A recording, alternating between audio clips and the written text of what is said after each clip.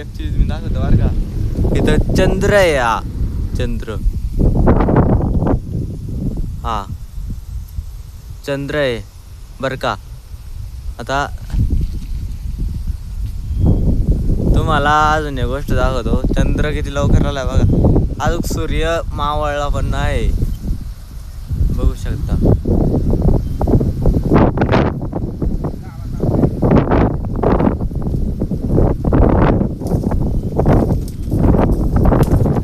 तर आपल्या साईडचे आणि या साईडच्यात लय फरक आहे बरं का.